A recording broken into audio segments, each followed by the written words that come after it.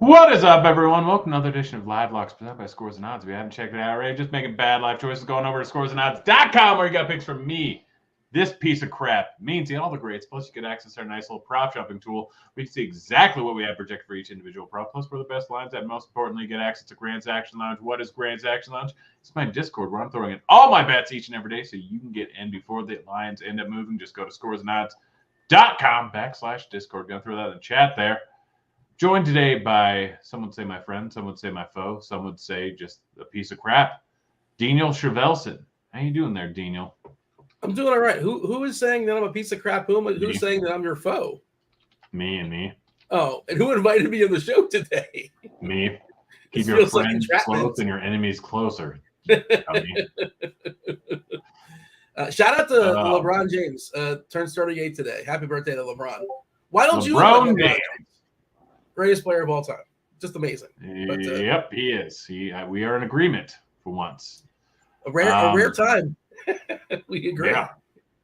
So, do you know what game I have the most bets in right now? We're talking basketball, right? Yeah. Well, I haven't had a chance to look because I've been digging in DFS wise, but like as far as the actual bets, but I have thoughts on things, obviously. I wonder, I guess there's lines posted for the Magic. The Magic, of course, are down to 8 dudes this evening. Yep. 8 players. Is it Magic? It is the Magic. Yes, I nailed it. Because, they got into a little kerfuffle last game with Detroit. The sequel's never as good as the original. The Malice, the Palace did not exactly take place, but there was a cheap shot that went down. There was some suspensions that went down. Orlando's down to just 8 bodies. I think even one of the guys that got suspended has to play tonight because per rules, you got to dress 8, so you can't suspend everybody. They're staggering the suspensions. Yeah, you can't have them play with 4 dudes because everybody gets suspended. But yeah, it's good. That's going to be a wild game. I'm curious. I guess you're on overs. I assume you're on overs. I've not seen what they set these numbers at, but I have assist under, so I got Bull under 1.5 assists, minus 125 over at Caesars. Okay. And Franz Wagner under 3.5 assists at minus 129 over at Caesars. But the rest of them are over, and specifically mostly point overs. So Bull, what would you set his points line at? Oh man, I would set it at 15. Pretty solid. If I would have made you do it by the hook, you might have gotten it right. 14.5. Look at that, nailed it. It's almost like I follow basketball to some degree. I mean, to some degree, but yeah. So Bull's probably going to play what? What do we have for him projected? 36 minutes. Yeah. So Bull, and obviously, he's probably going to see an increase in usage with Cole Anthony, Mo Bamba, Wendell Carter Jr. So many guys out. Well, Adler Schofield's going to be on the field with him. The court. They have 8 guys and 2. Caleb Houston. Yeah, Caleb Houston and Kevon Harris. Those guys are low usage guys for sure. Now Terrence Ross is a really interesting one, the 6th man coming off the bench. I don't know if there's a number out there. I am the captain now. Yeah, I mean, of course, the real captain is Ben Caro, right? But I can see Ross getting busy, having himself a good time, and playing. I was referring to when they shipped off everyone. What was that? 2-3 years ago? That's right. That was a callback that I just whipped on. But yes, that did happen several years ago. And he once dropped a 51 when he was on Toronto 5 years ago. Remember that? Yep. There you go. I remember rostering him for DFS that night. I think we had an argument about the worst player to drop 50 points. Is it Terrence Ross? No, it's not Terrence Ross. It's there's a couple names out there. Brandon Jennings. Who? Brandon Jennings. Oh, Brandon Jennings was actually really good, but he had a knee injury, I think, that ruined his career. From Milwaukee, he dropped. Yeah. He was awesome, but he had his career was just cut short. Yeah. I don't remember him dropping 50, but good for him. Andre Miller. For Denver? Point guard? Willie Burton. I'm like, Will Barton hasn't done that, and he's not that bad. For the Miami Heat? Yeah, Willie Burton for the Miami Heat. I remember that night. I think I watched that game, actually. I love Corey Brewer. Brandon Jennings is number 3 on this list. Terrence Ross is actually number 1. As the worst player to ever drop 50? Yep. That's subjective, but okay. I mean, Yeah, no, I don't trust that list fully. But yeah, I have Bulls over 14.5 points, minus 108 over at Superbook, minus 118 over at Sports Illustrated, minus 115 over at DraftKings, and I have his over of 25.5 points, rebounds, assists, which just seems such a dumb line. Paolo Banchero over 22.5 points, minus 125 over at Win. And I have Franz Wagner over 22.5 points, minus 111 over at Caesar. I got about 3K on that game. Yeah, I mean, Orlando's not going to get shut out. It's not like you can just not score any points. And they have 8 guys, and it's going to be Wagner, that's Franz Wagner, Banchero, Bol, Fultz, and Ross doing a ton of the damage. I believe we're projecting Admiral Schofield to draw the start. Not certain if he'll close. It's possible we'll see Ross close. I think it's Harris and Houston that almost definitely do not close, right? And it's pretty clear path, like who's going to be on the court, just like who's left standing. We're projecting. Well, especially Bol, I think, has one of the safest 36 minutes out there. Yeah, to be fair, we're giving him 34, but yeah, I don't think it goes much below 34, barring some sort of foul trouble goofiness. And even like if this game gets out of hand somehow, at least we need 2 of the starters to still mop up. And it's probably not Banchero, and it's probably not. It would be Wagner and Bol would be my guess. Maybe, I'm not sure, but he's in contention to play no matter what, basically. Yeah. Probably. Yeah, I think he's just super, super solid. Yeah, really good game on layaway for him. Yep. Let's see. Moving on to the next game here. We got DeJounte Murray over 1.5 3-pointers made, plus 105 over at Betway, plus 104 over at FanDuel. I think I moved to plus 106. Guys averaging 2 on the season. Great match versus the Lakers. Lakers giving up the 7th most 3-pointers made per game. Been a little bit rough for him recently, but prior to that, he was on a bit of a tear from beyond the arc. I'm hitting that over. Trae Young, what do you think his points props at? Yeah, coming back from his calf injury, it might be down like a point or so just because of some precaution. I'm guessing it's probably too low, and that's why you're hitting it. I don't know, but go ahead. Yeah, it's at 27.5. That's his line's generally 26 to 28.5. It depends based on the matchup, but solid matchup going up against the Lakers. Like he's going to shoot. He's going to shoot a lot. Just a bad line. EJ, for some reason. And they ruled him in really early, for what it's worth, too, by the way. They ruled him in, like, yesterday. So it's not like we're not certain if he's 100%. Like, if you're rolling him in a day early, I assume he's perfectly fine. Whatever injury he had with I think it was the calf, I assume it's a non-issue, basically. Yeah, it shouldn't be. John Collins under 14.5 points. SAO projections got me on this. I think we have Collins projected for 11.7. Yeah, the line's already down to 13.5. So wait, say this number again if you don't mind. I got it at 14.5. It's down to 13.5. Probably not worth it anymore. Wait, under on points? Yep. Yeah, the tricky one with him is like they're doing their best, I think, to showcase him to some degree. There's rumors of Atlanta blowing stuff up. There's rumors of him getting moved at the deadline. We know Capella is out. We have seen Collins play some 5. That's where he shines the most. That's not guaranteed. Okongwu probably starts the 5, but we've also seen him getting a lot of foul trouble. And he was in foul trouble last game and still played like 34 minutes. There's also a chance that he just ends up like the Lakers end up going small, take Bryant off the court, and Atlanta just follows suit. Well, he could play the 5 in a small ball. Yeah. I'm a little cautious. I'm a little bit, I liked everything up to this point. I'm a little concerned about that one. Well, I mean, who's going to guard LeBron? It's probably going to be Collins, who's most likely going to get him into foul trouble. Yeah, that's a good. Well, yeah, I'm trying to think who would it be. I'm looking at. That's why I like LeBron. By the way, I think LeBron's going to smash tonight.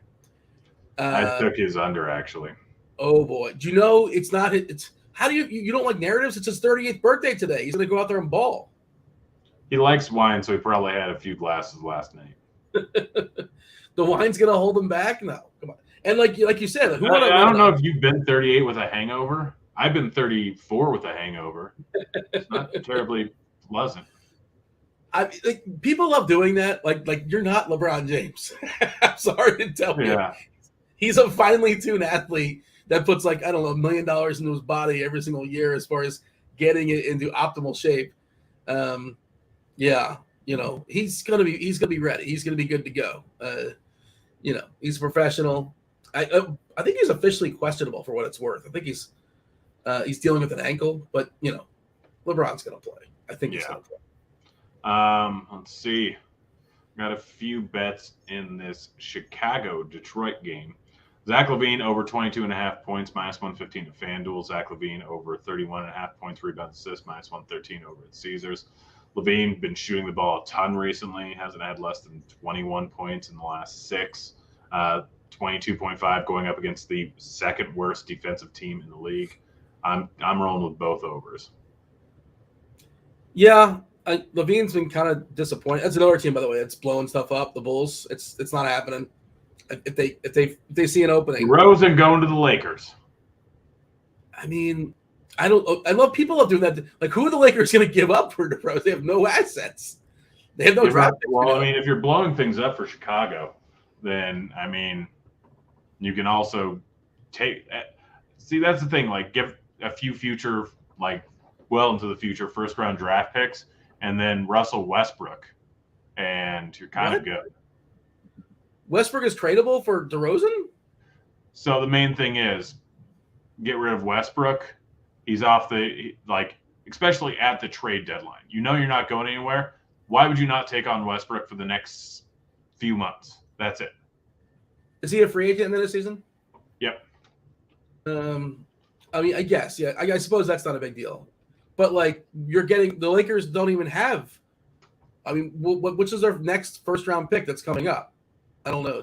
They don't have a lot of assets. 2026. Yeah. I mean, just keep trading your first-round picks indefinitely. Yeah.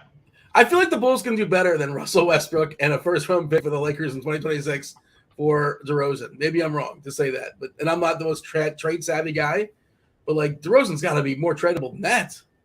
That's like a I think this was Bill Russell, or not Bill Russell, Bill Simmons. Yeah, Simmons lives in a dream world. So I've enjoyed myself some Bill Simmons over the years. A little less these days, but enjoyed his podcast and his articles many years ago. Sports guy, but that feels like dreamland to me. Maybe I'm missing something. I mean, I think I'm putting money on the Lakers to win the championship just because I have to assume at some point they're going to trade off Westbrook. But what do you assume they're getting back? Let's play along just for a second. Let's assume they get DeRozan for Westbrook, right? Let's do that. Are they a championship team now? It's DeRozan, LeBron, and a bunch of bums. They'll probably take on someone else like Caruso or someone. But realistically, if they have DeRozan, yes, they are better than 100-1 odds, which is what I'm getting them at. Okay. Yeah, I mean, if you want to hedge out, like, look if Indy's another possibility. If they trade for Miles Turner and Buddy Hyde, that one's been floated out there a ton. And like again, I asked the same question. You throw those two guys in the Lakers. Are the Lakers better than Milwaukee? Are they better? No, but again, 100-1 odds. Are they the favorite? Absolutely not. Are they 20-1 odds? Yes. Yeah. I mean. Like LeBron, AD on a team alone with some other moderate players is a championship caliber team. AD was playing ridiculous. And LeBron has been hyper efficient. Everyone else has been garbage, just absolute garbage. How mad is Dennis Schroeder retroactively at his agent? The amount of money he turned down a couple of years ago. What was like 80 mil or 100 mil he turned down supposedly. He's like, I'm gonna test out free agency. Did not work out for him. And you're right. I forgot about Davis. I was thinking in my head like he's done for the year, but I don't think that's the case. It might be, but he's not officially done. We'll see. Stay tuned. No. But yeah, if he comes back, what if they trade to Utah? Get Markkanen, get Olynyk, get Clarkson for Westbrook. Why would Utah do that? Get some future first-round picks and have a boatload of money to spend next year with all the picks from the Gobert trade. Yeah, I mean, you're essentially getting rid of your entire 40% of your cap space by taking on Westbrook for half a year and then having him off the books next year. But like Utah's in this weird spot where like they're supposed to be tanking this year and they're not as terrible as they should be. They're not good enough where it matters. Worse recently. They started off as the best team in the league. Well, yeah, sure. We knew that was yes. They overachieved. Now they're overachieving a little bit less. But and like the other part is, and you know, the free agents are not going to Utah, man. Like the optimal free agents are not. I know they have money, but they're just not going. You have the option to live in any of these 30 cities. And I'm sure Salt Lake City is beautiful. I've heard good things. No likes it, but you know, that's just not. What was the last big name free agent to sign in Utah? Start the list. Doesn't happen. Mean, yes, but if you have enough draft picks and enough good guys coming in, I mean, even someone like Houston, like take Eric Gordon's a perfect fit in LA. Garrison Matthews wouldn't be bad. LeBron, yeah, they can move him too. Like he's a piece they probably could get pretty easily. Yeah, yeah, 3 team trades like very easily possible to get Houston in there. Like, all right, I'll take on Westbrook's contract. I don't care. But we've gone off the rails. We're going back to betting. Giannis in a great spot tonight. I'm taking his unders. Do you know what his points line is at? You hate? Is it like 31? Up. What's that? Up. 32? Up. 33? Up. Wow. Is it 35? 35 and a half. That's a number. That have we ever seen? You do this every single day. Have you ever seen a number that high for one person? I feel like I have. I think I've seen KD at 34 and a half. Without some guys, I think I've seen a few different ones. But yeah, 35 and a half. No Holiday, no George Hill, doesn't matter. But yeah, he's got a 40% usage, and those guys are off the court. He's going to run the show. For what it's worth, I think our projection team, like if you look at the projections, where he's projected for 36. 36 fantasy. Actual points, rebounds, assist line. I've never seen anything like this. It's at 55.5. Woof. Yeah, absolutely ridiculous. That's insane. I might end up hitting that under too. But yeah. What's the juice on it? Huh? What's the juice on that number? Minus 105 on the under. Yeah. I mean, because like it's clear that like he's gonna have a big game, but the books can't. They're putting the numbers high. They're really testing you by throwing that number up pretty high, which is smart of the books, I think. And I like the thought of going under on it actually, which I hate to say. Just like it sounds like you hate betting it, but it's what you're supposed to do, I guess.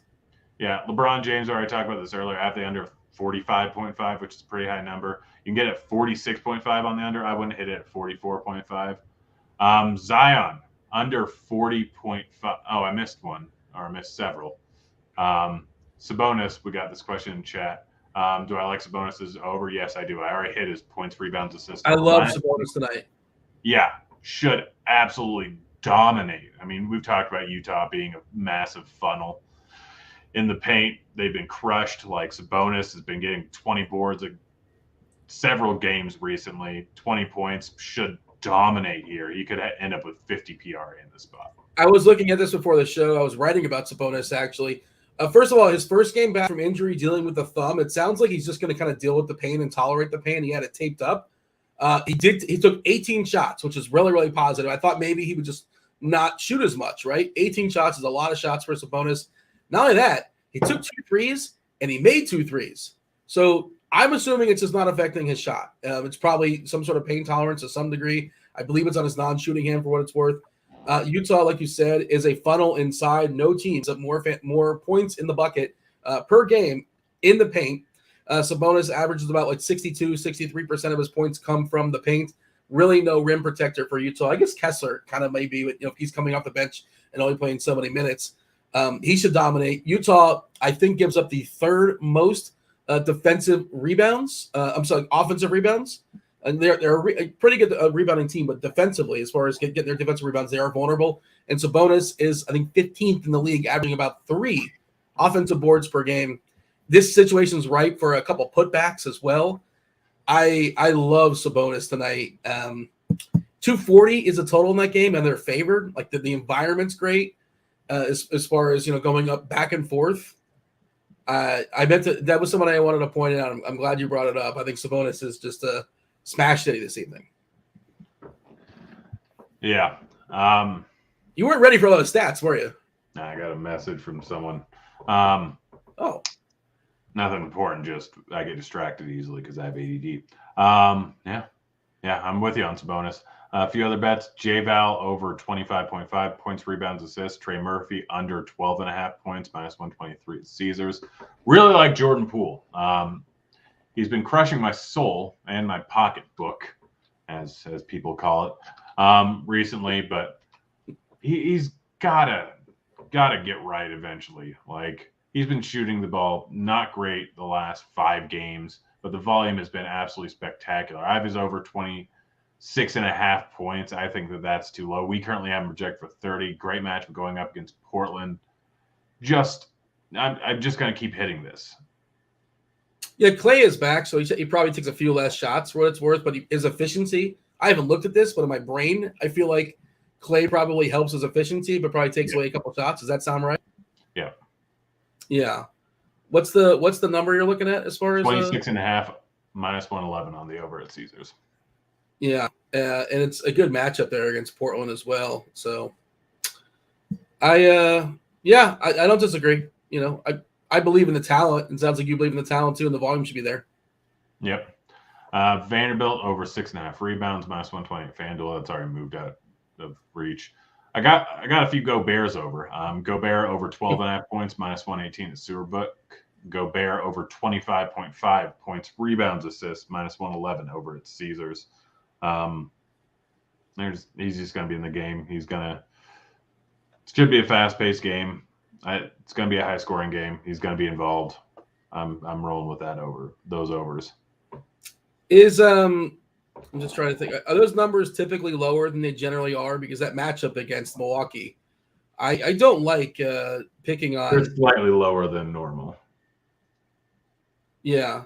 SAO projections has Gobert at, let's see. They have him at 29.55. It's a weird one, man. He was benched the other day. That was against Miami, though, and Miami was playing kind of small. They're going to need him. They're going to need him going up against Giannis. They're playing him together with Naz to some more so than they have basically all season. Naz Reid's played great. I believe Gobert also was in some foul trouble last game, I want to say. It's been uneven. I guess it's a nice way of saying the early results on Gobert in Minnesota. But theoretically, yeah, he's going to be the guy out there, bodying with Lopez. Lopez does drag you away from the basket a little bit, though, as far as rebounds to some degree. Does that bother you? Does that concern you, or you don't care? Don't really care. I mean, they're going to need him more inside they'll probably put them. I wouldn't surprise me if they put Naz in there and then put Brook Lopez on Giannis. Wait, put Brook Lopez on Giannis? Gobert on Giannis. Oh, okay. If that's the case, I think you're going to throw Jaden McDaniels on Giannis. I think that's their best bets, but yeah. Yeah, I mean, they'll move some things around and change things throughout the game. Last 2 bets, Chris Paul over 3.5 rebounds, -106 at FanDuel and Superbook. Scotty Barnes under 14.5 points, -110 at FanDuel. We got some football bets. I've done pretty well so far this year. On this show, we're up $60,205. That's pretty good. 60 grand, not bad. Yeah, 57% win rate on NFL, 52 plus 26K on NBA. That's a little bit. My odds are all over the place on NBA. Same thing with MLB, made 7K. NHL made 7K. NHL was my most popular ROI sport. Can you name players you're betting on for NHL? I'd love to hear you name some of the players. Nope, no idea. I just make money. I haven't done a ton of it recently, but yeah. We on the show we've made $1.111 million in bets. Wow. More than that, actually, since I don't have some sites up here. Yeah. And what's your overall ROI? 4.64. And this is year to date. This is basically we're at the end. This is the last show before the season's over. So what are we finishing with? Finish strong. We're finishing up 60.2K unless things go different tonight. But even if I lose everything tonight, we're still up minimum 50 some odd K. That's pretty good, man. That's good job. Good job. Congratulations. Yeah, these are all my bets just Monday through Friday before noon. And I think, all right. Oh, Joe, can't get into the Discord. Let's see exactly. I can show. Can't get into the Discord link for grant work. I always click it and it says can't find channel. Someone help me. It should be just under featured Grant's Action Lounge, but email support. They should be able to figure it out. Ross will be able to figure it out. But on to football bets. I'll send a message to Ross too. DM me your email address or your Discord. So I'm on Ross St. Brown over 79.5 receiving yards. This guy's just getting peppered with targets constantly. I love him this week. Yeah, he's going to crush. Fields under 70.5 rushing yards. Seems like he's rushing less since his shoulder injury. Had a horrible rushing week last week. 7.5 is a bit too high. So, not to cut you off, but yeah, so he openly talked about wanting to get that rushing record. He talked about it last week. And you said last week he barely ran. He got like 15 yards, and now he's still like over 200 yards away to get it. And like you said, maybe something's wrong with him. And why would the Bears be playing with him if he's not 100%? The whole thing's kind of confusing to me. Like he can get the rushing record next year. It's not like he has to get this year. He's gonna be around a while theoretically. But why do it when you're injured? Yeah, and also there's some speculation that he may not play, but we'll see. Yeah. As far as I know, he's going to. Obviously, that would just be voided, but I assume he plays. But that is a weird. I liked his overs last week for the. He's openly talking about, I'm going to get this basically. But now, I liked his overs last week too, and then, all right, you're just not going to run. Okay, all right, well, just might as well go F myself. Detroit got ran on all over the place last week for what it's worth. Carolina put up I don't know how much of that game you saw, but just chunk play after chunk play on the ground. Foreman and Chuba had 250 yards at halftime. It was insane. It was, and Detroit before that, previous to that, was really, really good. For like a month at least against the run. But just interesting. It's interesting data points, and I'm not really sure what to do with it, to be honest. Detroit's not that bad, but they also probably weren't as good as they were a month ago, the last month against the run. But go ahead, you were saying. Yeah, Russell Wilson. I took all the rushing unders in the Broncos game. Russell Wilson under 14.5 rushing yards. Latavius Murray under 46.5 rushing yards. Jerick McKinnon under 27.5 rushing yards. Pacheco under 66.5 rushing yards. I mean, I think Casey's going to air it out, and Denver's going to be playing from behind, just airing it out. It's going to be ugly on the Denver side, but how much does Casey have to air it out for? Casey's one of those teams though that tends to even still throw the ball when they're ahead by a bit, right? Yeah. It takes them a while to just kind of grind. Yeah, I might end up taking the over on Mahomes 286.5 passing yards. I'm still waiting for more, but not a ton of lines are out, or not a ton of books have lines. Going for the MVP, like if that matters to him, right? Like that's still up for grabs. It hasn't been decided just yet. Hurts.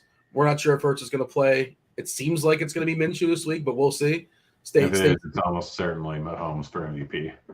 Which, by the way, people talking last week or after last week that if you don't believe that Hurts it was the MVP before, this basically proves it. I'm like, because they lost to a 12-2 team in Dallas when their defense gave up 37 points.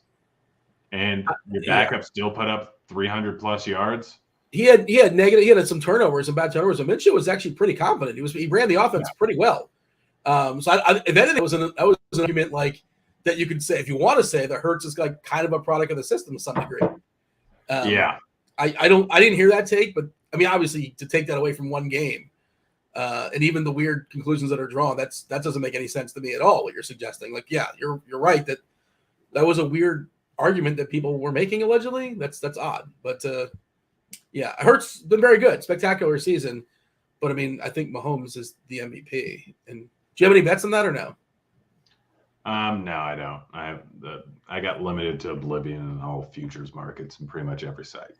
Really? Yeah, What did it to you? Was there one? Jokic, Yeah. mostly Jokic. I had just boatloads of money on Jokic to win MVP last year. And that's it. You hit it one time, and then just like they lock. They think you're on to something. You know a guy. But I also like use a lot of free bets on futures, and so Yeah. I've got like 10 grand from Golden State, something like that. Who won for baseball? I can't remember. LeBron officially playing, by the way. No surprise. Who won for baseball this year? Why can't I remember? It was Houston. Yeah. Oh yeah. The Astros. I was thinking MVP. I'm like, who was the MVP this year? Was it Harper? I don't remember. I watch every game. Like, yeah, I just forget these things. But I don't know. 2022. Who was the MVP? Was it Bryce Harper? Judge and Goldie. Who was it? Judge and Goldie. That's right. Yeah, Judge for American League, obviously. Yeah, that was an easy one. But I was thinking National. Goldschmidt, yeah. Goldie was close to a Triple Crown. Yeah. And they didn't let him try to get it, I don't think. It was so strange. Yeah. Right off a few more bets. Darius Slayton under 49.5 receiving yards, minus 110. DK Fournette under 28.5 receiving yards, minus 114 at FanDuel. DJ Moore under 57.5 receiving yards, minus 115 at Win. Darnold under 16.5 rushing yards, minus 117 Caesars. Thielen under 43.5 receiving yards, minus 113 at Caesars. And one of my favorite bets, Jefferson over 96.5 receiving yards, minus 115 at DK. He's going for the record. Minnesota's still playing for stuff. He's hit this. Not really. He's not. They're not. Minnesota's kind of locked in. Like they have a small chance, I think, that move and adjust, but they won the division. But you're right. The Jefferson thing, I think he needs like about 200 more yards, I want to say. So they get Vikings, I think, can still get the number 3 seed.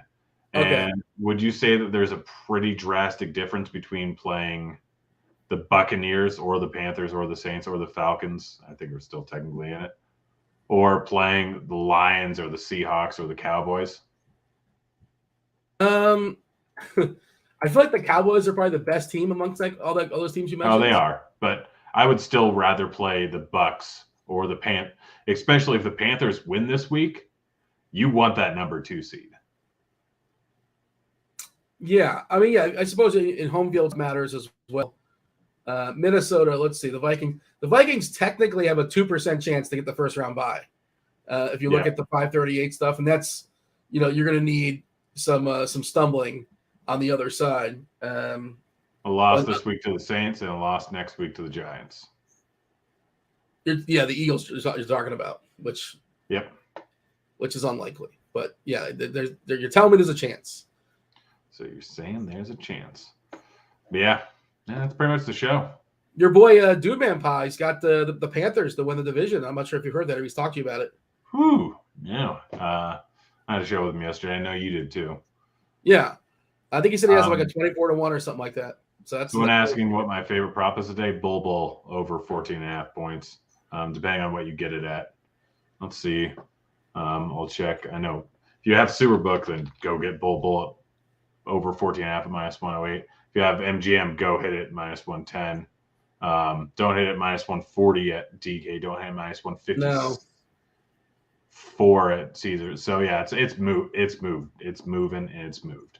So if you have MGM, like Adams, what sites do you have available? That's kind of the bigger question. People always ask. It's kind of a pet peeve of mine. What's your favorite bet? I'm like, which site? What state are you in? What state are you in? Are you using a bookie offshore? What lines do you currently have available? Like it's kind of a tough question if I don't know, because I'm like, well, if you can get Bull at 14.5 at minus 108, then that's by far my favorite bet. But if you're getting it minus 154 at Caesars, don't bet that. There's a massive disparity there. So yeah. I mean, adding the context is very important, and people shouldn't just like you can't just like blindly say like it's not the responsibility shouldn't be on you, but like you're saying, I like this bet at this book, and people should understand that it's very, very specific to that number, that book, right? Georgia, I'm assuming you have MGM hit Bull or points bet hit Bull over 14.5 at minus 110. He's over in Georgia. Wait, Georgia have I didn't know Georgia No, had I'm sports just playing betting. at Prize Picks at the moment. All right. Well, cross-reference lines and figure out. I guess bull over 14.5 points. Just go with that. I don't play Prize Picks because it's not allowed over here. So Prize Picks is mostly in states that do not have sports gambling. It's kind of like the substitute for it. Yeah. And and their line is probably similar. And how that works is they have some good lines to take advantage of sometimes, but you got to pair it up with 2 or 3 or 4 or 5 other bets to make parlays of. Yeah, there's massive disparities there for something. Same thing with Monkey Knife Fight. I found one that was like 8 points different on something ridiculous, or one that was like 30 rushing yards different. Just most of the lines are not good because you need essentially minus 137 odds. Yes. Is your break even, but there's some that are legit should be minus 200. It's not a lot, especially earlier on in the week. You can find 20 rushing yard disparities on things. Yeah. Man, a lot of guys for Russell Wilson, a lot of his wide receivers are actually standing up for him. A lot. What do you mean? Like you're talking about like as far as they got his back? Yeah, like what have I missed? Barstool tweeted out that apparently Russell Wilson has his own office and private parking spot at the Broncos facility. And everyone's like, yeah, his work ethic is unlike anything I've ever seen. He needs an office because he's there at 5 a.m. every single day. Like he's always been an overachiever, and now it's like good for him. He turned himself into an incredible career. Good conversation. I don't know if this is the platform for it. Hall of Famer? Is he a Hall of Famer? Maybe. Russell Wilson? I feel like he was before this year. He still is. He's a Hall of Famer. Yeah, I think he's a Hall of Famer, and like it's so. What's happened to him is just, again. Who knows? Like we saw Aaron Rodgers off year. Granted, it wasn't to this extent, but Russell Wilson could be back to one of the best QBs in the league next year. And I mean, why? Why? What? Paint me this. Why would he be better this year than he is next year than he is this year? Well, first of all, he can't get any worse than he was this year. We said that last year about Russ, to be fair. Oh, no, he did well the second half of the season. Last season, he was hurt. He was playing with, I think, a thumb and something like that. He was terrible in the second half. Yes, he got it together at the end of the second half of last season. Okay. He was actually playing pretty decent. It was right when he came back from mallet finger that he was struggling. So, like the last few games, he was playing pretty decent. Yeah, Cardinals, 3 touchdowns. Detroit, 4 touchdowns. Chicago, 2 touchdowns. 2. Like, he was playing a lot better. The last 7 games, he averaged over 2 touchdowns a game. And you think there's a scenario, and again, I'm not the guy. Like Hackett supposedly is an offensive genius. That didn't happen. I mean, whatever didn't work. There was some injuries, if you want to give that argument as well too. But I guess there's a story you can paint yourself. There's also like it's being floated out there. He might get cut, which is like insane. The amount of money. He's not getting cut. Okay. I mean, I'm not the most cap savvy guy, but I know it will be a huge. You get almost no cap. Do you know who's saying most of that? People that want clickbait, I guess. I don't know. Yes. There's no talks of it in the Broncos facility. There's no talk of it in Broncos ownership. It's strictly just people talking about it. Trevor Lawrence now questionable with a toe. That's an interesting one because this just dropped because the Jags really what matters is game does not matter. What? This game this week is entirely irrelevant. Well, mostly there's a small percent chance that like it could matter. I think if they can win this week and lose next week and still get in, I think that's a possibility. But yes, the long and short is it mostly is around, and there was thoughts earlier in the week that the Jags would rest guys, and now that's interesting. It's just being floated out there. He's got a toe and he's credible, and I don't know if lines have moved already, but it's worth taking a peek there. But there was speculation early in the week, and then the coach came out and said all the games matter or something like that. Like we're not, but now if they give him this toe injury, and everybody's got something, I suppose, right? That's it. I just think that's interesting and something to monitor. Yeah. All right. Well, Dino, it's been fun. We got to get out of here. We've been doing this for 40 minutes. Yeah, man. We'll be back I come next over here. What's up? We'll be back next year. Yeah, dude. Happy New Year. Happy New Year, everybody out there watching. Yeah. Be safe. Have a good time. Enjoy yourself. Make some money. You're signing off. I'm not signing off. All right. It's been fun. We're out of here. Later, kids. Holler.